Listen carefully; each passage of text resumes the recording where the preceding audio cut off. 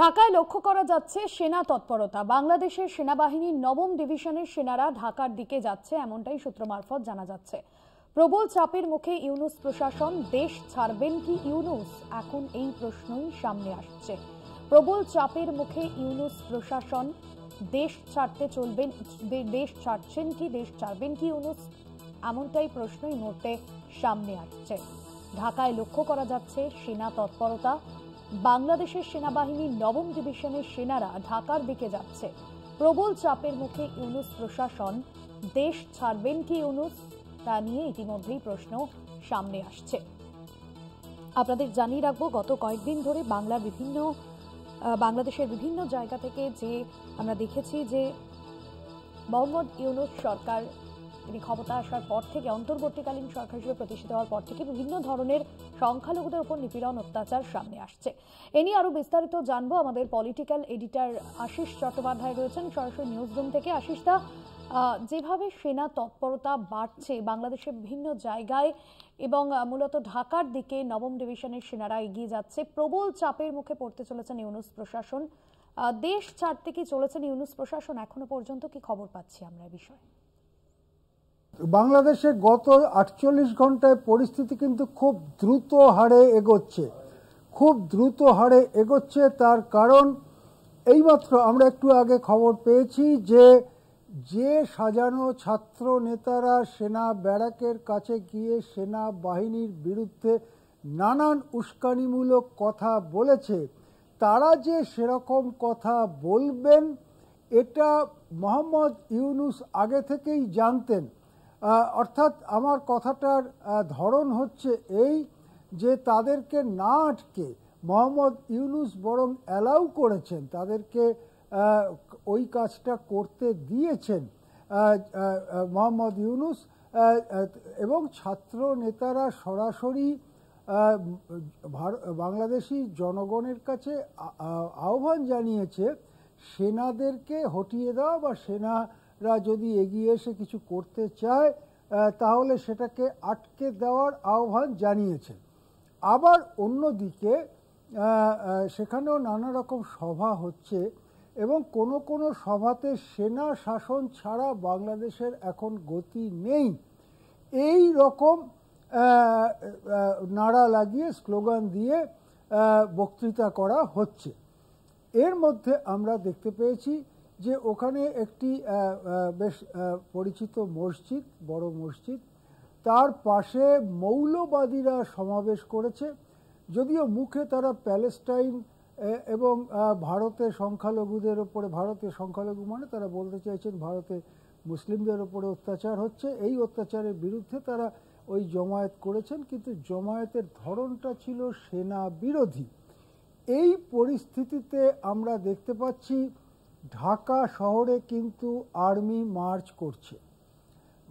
ঢাকা শহরে army March করছে, এর ছবি আমরা কিছু পাচ্ছি।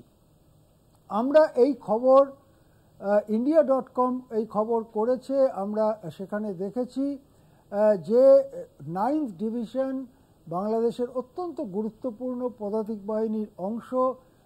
9th ডিভিশন বিশাল বাহিনী, হাজার হাজার সেনা সেখানে আছে। তারা ধাপে ধাপে সমস্ত সরঞ্জাম সহ, অর্থাৎ সাজোয়া গাড়ি ইত্যাদি সহ তারা ঢাকার দিকে এগোচ্ছে।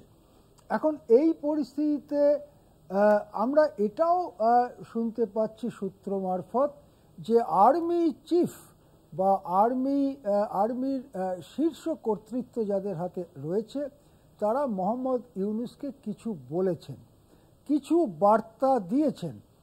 সে বার্তায় এর আগেই ওয়াকারুজ্জামান যে ধরনের একটা অসন্তোষ প্রকাশ করেছিলেন বাংলাদেশের নৈরাজ্য, খুন, জখম, হানাহানি নিয়ে, রাহাজানি নিয়ে, ডাকাতি নিয়ে যে একটা পরিস্থিতি তৈরি হয়েছে তার সম্পর্কে অসন্তোষ প্রকাশ করেছিলেন।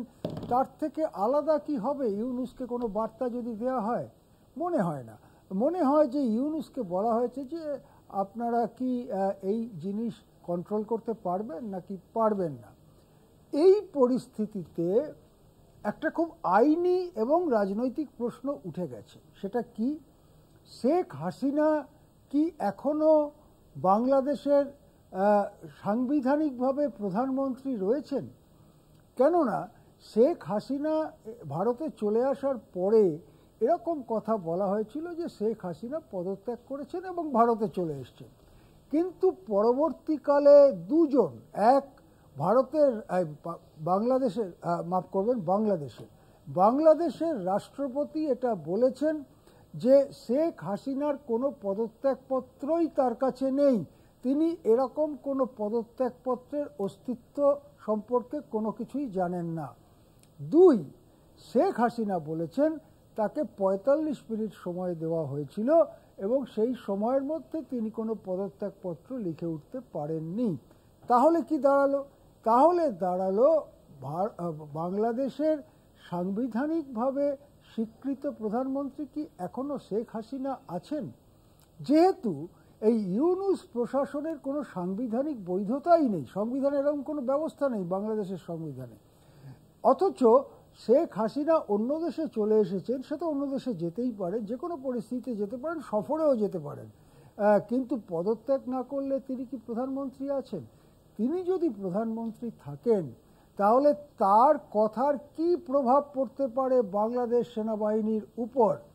আমরা শুনেছিলাম যে ওয়াকারুজ্জামান যখন বক্তৃতা আমরা দেখিয়েছিলাম কলকাতাতে, তিনি বলেছিলেন যে বাংলাদেশে বিশৃঙ্খলা নয়, সবাইকে নিয়ে নির্বাচন করতে হবে, আওয়ামী লীগ সহ নির্বাচন করতে হবে। তাহলে কি মোহাম্মদ ইউনূসের সময় শেষ হতে চলল?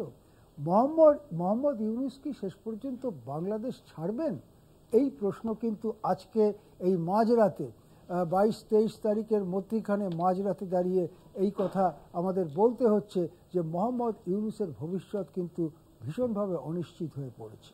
হ্যাঁ, একদমই। ধন্যবাদ জানাবো আশিস দা আপনাকে। অর্থাৎ প্রবল চাপের মুখে ইউনূস প্রশাসন, দেশ ছাড়বেন কি ইউনূস, এই মুহূর্তে এই প্রশ্নই কিন্তু সামনে আসছে। আপাতত ধন্যবাদ জানাবো আপনাকে।